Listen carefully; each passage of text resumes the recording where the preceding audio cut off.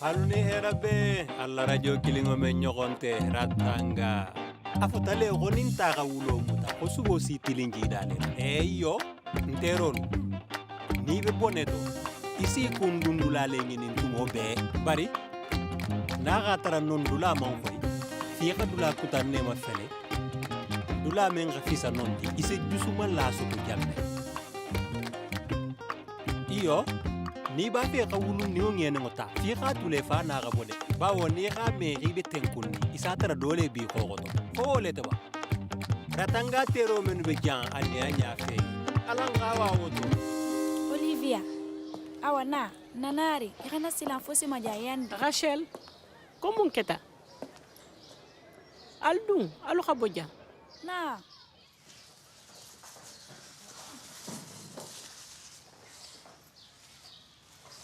aketa min to kiling tigi Aisa kilin ne boto la ekolo tahiya Hamarin ni fulaki kaya kan silo boko fe Ika sembo itala ko fari sumbu asunjo itila Bawo mason ikana dogindi wonsa ba ani hani kamun kila ima katila le nka yenki khafata akan diminne ani boyti khanne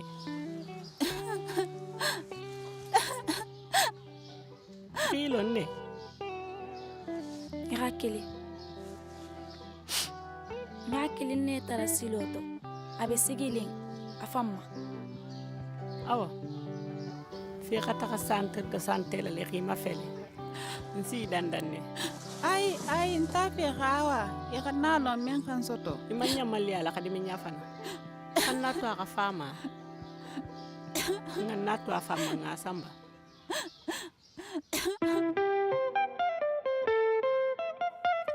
C'est la vie à Ratanga, c'est la vie à Ratanga, c'est la vie à Ratanga, Ratanga, that's life. C'est la vie à Ratanga.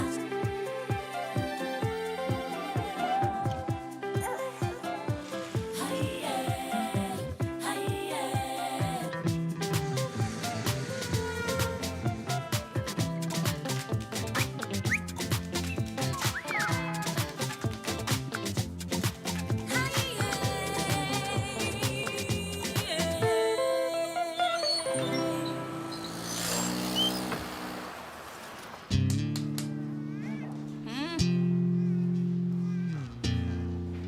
Ay Ibe mbaramaka Ibada mama ko pike fomu Bare nko muna ijena mbulo le bala ite ndi bulu kili ndoro bola bari fulobe ni wa fata khule nan kunto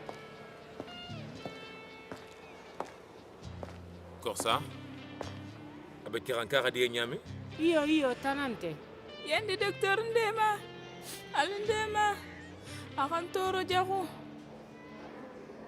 Corsa nyana bele madula kuta to se jangar to nyin to poto le wotumo awa iyo gerente ba fe xamuke ta réserve xono bara inventaire urgent di ndobe je membe club bi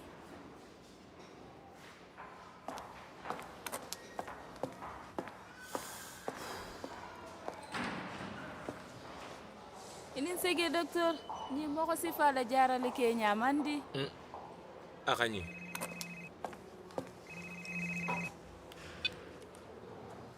alo mulay ila kilo nyin di atanyen kende yam famman tumbe mutali nekende barite nyano le bima ni senano sañi association tenten nami sungutundingo do lebe ja namira yato iboy taxane adunga tafe ko xalo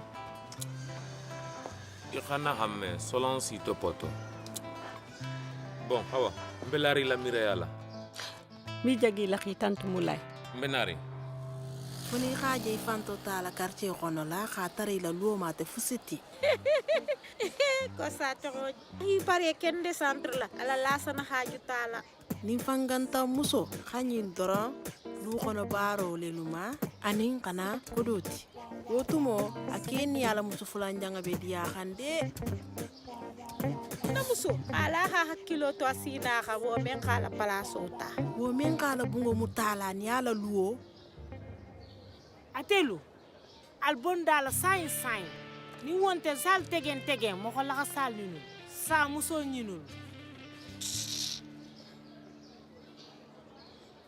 Ramatu ibe mu khonondi itaria nya soto temma kende fango ko dolu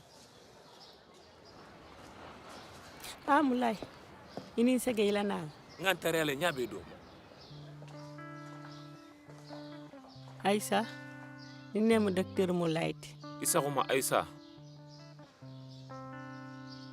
nati labarma dalil la saka bari labarma dayen mangraw ya kende sani mbala da suni yalla nabe photo kilin talal ase polisolu demale kende ni ba fera plainte ke ira fam nte moko plainte la ndunte photo tala Aisha, lala, ngalon ne kende. mako tibla la plainte lola namande ay isa nyafo inspecteur gesan ye nyato bari fonga lonni ko membe ketila wotumo isi certificat médical ta ira famu ba awa isi njokinu nga tajanda fe wotumo se ferxa examen ke wala sake fon salo ki magatilale awa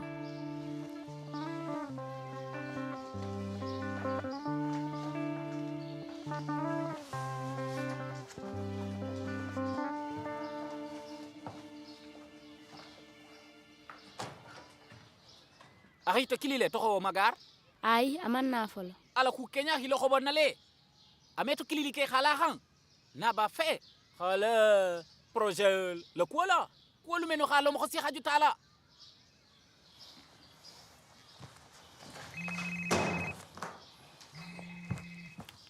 Allo. Iyo. to nyamle kha nyohonje émission la kola khalo ne fam ko me émission nyin keno ni man ko to ben khala fo ka préparer les détails imetu la bola ma tuma Yam fama ngalo nentale khatinya. Baro le siya tambulu na association. Tenteng adana tambi tambulle.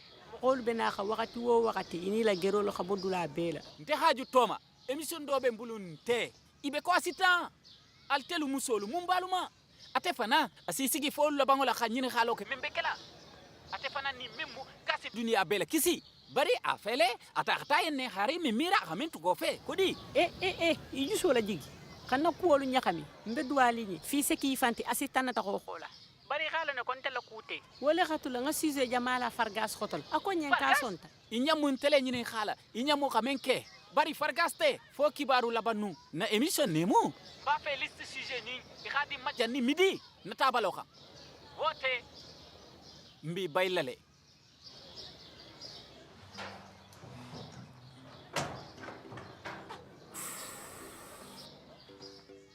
Abe dianimba. magani nemu ala fusi mandinya apele ko assistant Itulolo.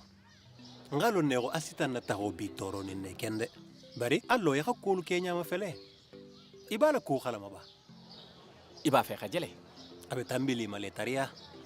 Adun njigo biran fisa magar madema.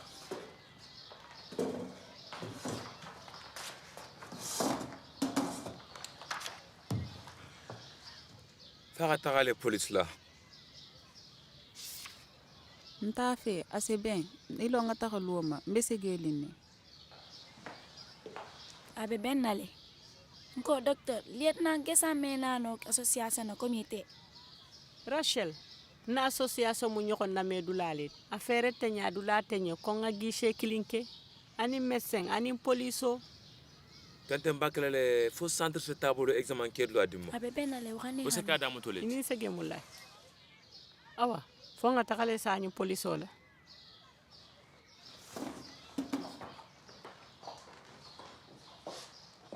Abe bennale. Isaje nimbese tambiku. Lek nangi sambila melale ku. Bari fira be faye. Irame. awa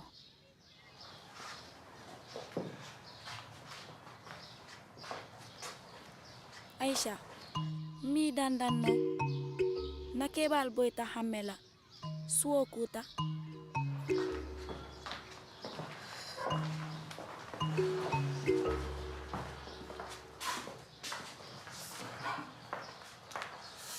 makono ngi samba be ta kaminto Ratanga makila. woto inti ta ka luoma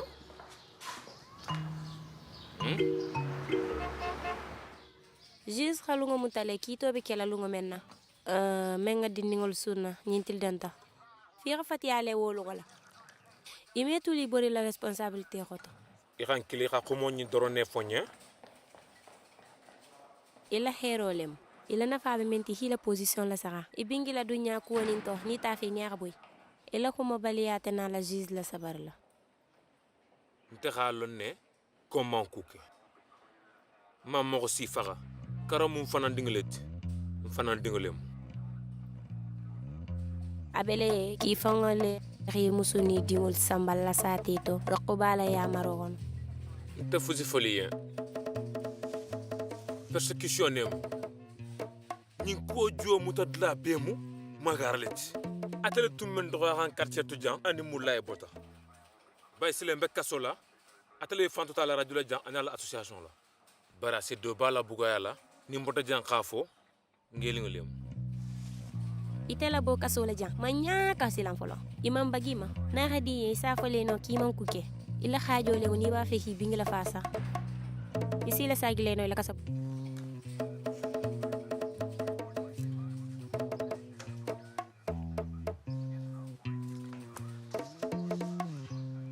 lieutenant nam ise kila ni nasino nya magarma ni sonto afo afa constant le khalu kaga na janna bo betera la nyamina bala dunya tube no nyale sala siyama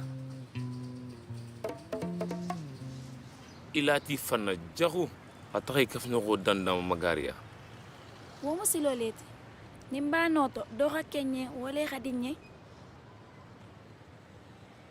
docteur Moulay iyo ay fusi ini sege namiro to betala le magaria wala khananya ni mogol khini lo khoyla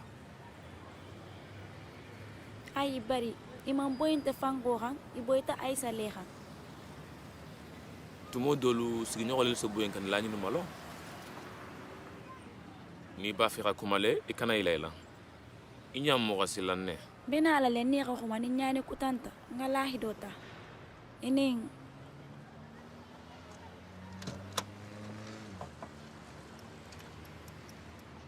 ni sege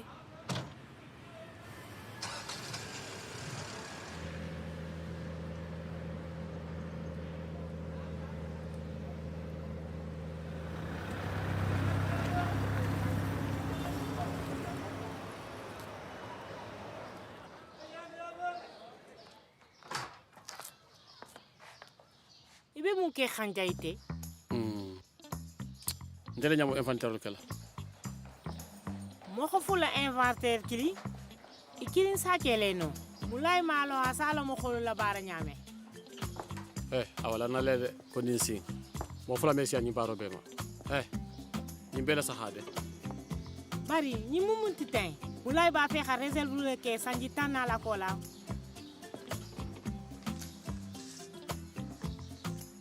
programme vaccination provençais kukuto lemu fon halala halo hafo sumaya tambitula manalo ñinu la garantie bu température dula ñimalet affaire ka vaccin de transporter température dula ñimato nga réseau frigo la sigi dula lu to ani vaccin ke dula ñimado dula lu to ani mohamed be mirangol la barala ani to mutanya bada xa protocole ko ñi mele bari na voyage la bandula le benala gole yala fana dugo ñinu taxanya xa gole si lolu mantara bete yale courant fanante je vaccin ñenu be marani frigo lu xono ani congélateur lu xono kérosène semaine la mana ay bari jelu be je axa siale fana fla ko watane lu le soto kuno vaccin meno si dindigol la kisi nata jangarom ibe lali ku conteneur lu xono glaçol be lali hanku camion frigo lu hi nati kabiri aéroport la chargement ñamu talala le dugolute ya buy ñoxonti ñamen hata tele kilina fotili sabaxono nsi tombe xana fembule ji fo xono baaw jang bebe safeline yana ko momé ba xalabante ya tumote kerin sila lanna ko nagodi ku ya bele ja hambi la sana ben tara xantumo wotumo Korsa ya fama ok mentelu xane doro ikilin doro ne masila nya wo han sansele i xalo hari nya taxalo xoten na bitugu quartier musolu bebe jara xamma imam fusilon na dunya kuoto awa bari nya sistamale no ama fele akatam be ko yaay kuratale afele abe taxla campagne de vaccination kela yaay ay bari musu xoto ñi ne be taxala vaccination kela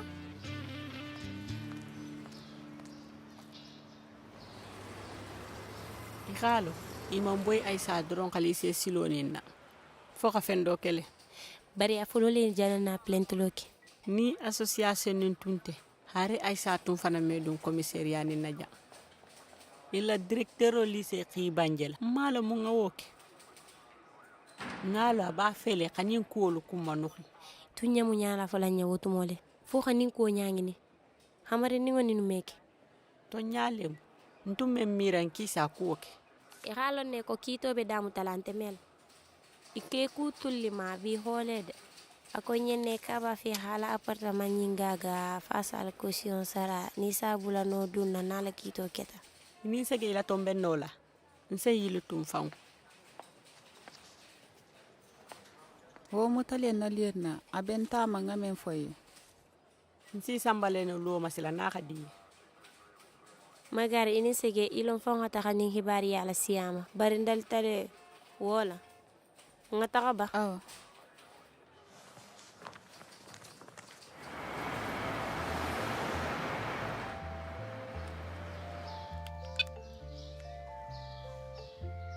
Isakuma mba fe ni directeur l'école le khakuma yandi.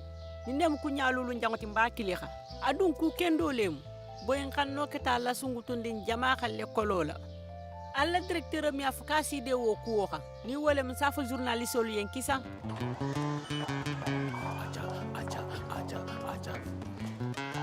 xamu vaccination ki matin ko ñi tobe wole muy xanto toro tugu kabrin tuma jo ini yaay benta tu xanna palaso ta Ibe place juma ma? Na me tu manya sule ka fi ya ita tuna la jam. I khala bo jam folo miso nyin dorne la kola. E assistant ne be kala miso nyin nyatongoti bawo yayi sama dema.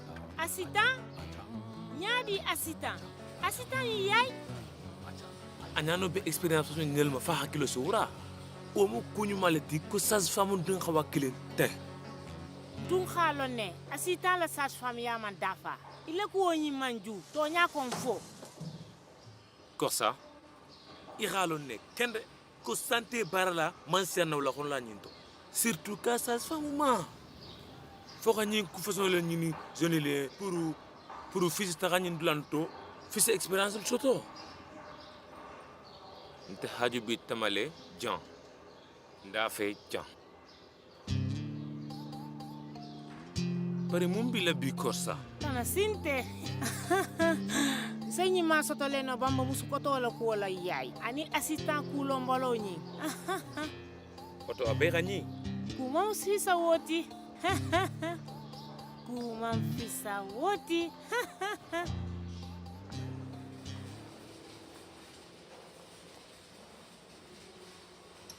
Ndimale na muso assistant kamele ki ba wala mission la wulo khono khilondo makafu bita kha yale no bari na mission taxaw ni xadin ñenne kantalo ni jaaralo mun na baaraw leji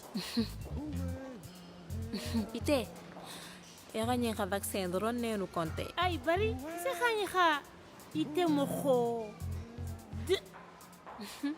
demu fenti day be men foxam wo xani sege bawo ninne mu na xuma laba ngoti awa alami taxala ñaato ani mbe abadan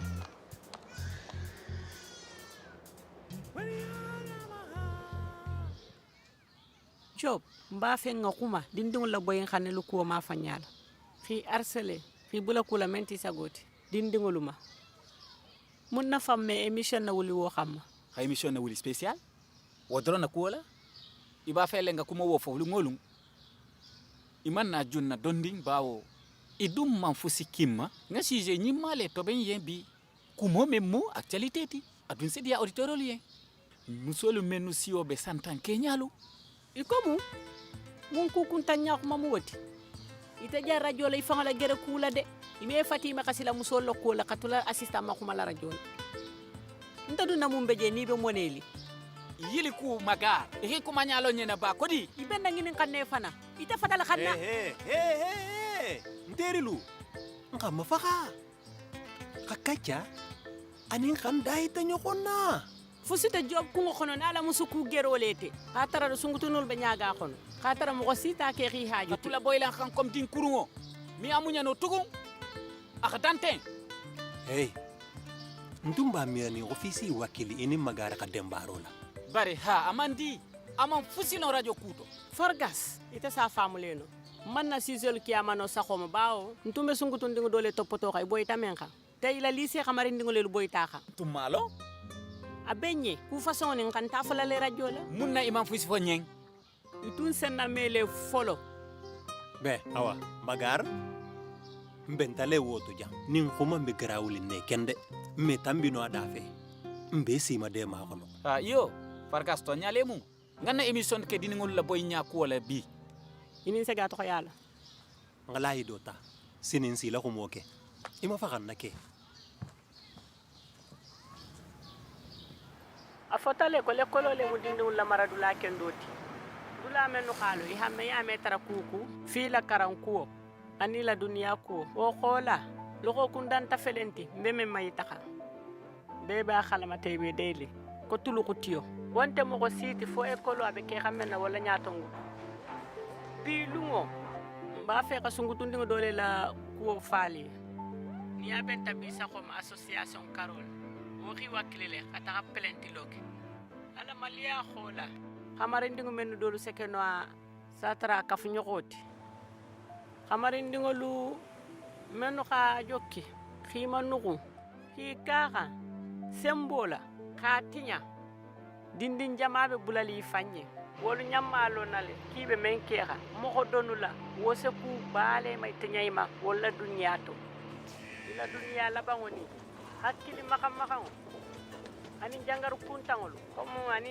IST ani VIH akonol ta même mandiye bar keñinu ñammo ñatalele ila duniya to maga yo job viololu katula kula ni kunna naniri jaxulu wol bem kasal dum koleti bari fitigi xalon ne ko polisolu be ja de mal xangole doromma comme hôpitalolu to anin karo association nu ñokonu to ñale mo ndali tale xa foñol la bo nanili jaxul ngolu anin kumalu anin kurungulul to abele ko xa boyin anola dula fonga folo ñokon suturoni ne bolato aketa menula wolu xana maliya xatu fo bele londo sosiyama nterulu alun name ke ba ko mole mu membe musu ke ni ma fang mi ke musu khan asima diale na dum mambe musole perdita bawo mbedo sotala wole mu ini sege job fo ka kumale fana musol nin dindungul toko yala awa mba damu tala janne bi fangu sanyi wo be sekkeno nyaadi fonin be xamma dema fonna kililo sela medula beto ase sembo soto katakadula jamfana bele la kelo muninti din tugolu professorolu doktorolu anin dindingolu